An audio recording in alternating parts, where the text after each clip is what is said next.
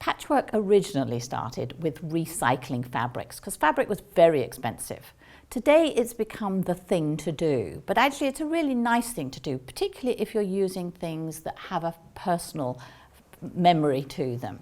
The quilt behind me was made with ties. They didn't have any personal connection, but they are recycled.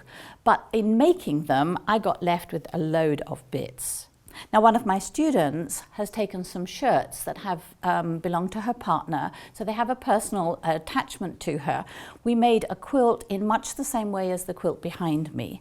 And then, in the same format, we've made, or she has made, this lovely cushion in front of me. It's made from shirts, as you can see, and it's all these little offcuts. We've joined them together in strips, which we have then stitched and flipped onto just a calico background. There's no wadding involved in this. But you can see, if I look at some of these scrappy bits, how they could be stitched and flipped, and they are wide enough. There's probably, there was a piece in here I noticed earlier, you see you've got another piece, so again we could stitch and flip into the corner. So in exactly the same way as we've done the quilt behind me, this cushion has been made. She's also incorporated a really nice label off the quilt. I think they add a feature, whether they're gorgeous labels or just say St. Michael or Michael George or polyester, they just add something else. And of course you've got buttons on shirts.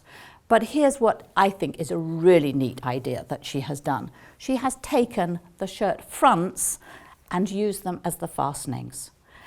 The only trick that I would say to you is that you need to attach, when you attach part 2 to part 1 of the backing, make sure that you've done this up first, because lining it up afterwards just isn't going to work. So, but with a very simple overlap, you can use all sorts and all the bits of your shirt, and I think it makes a really lovely idea.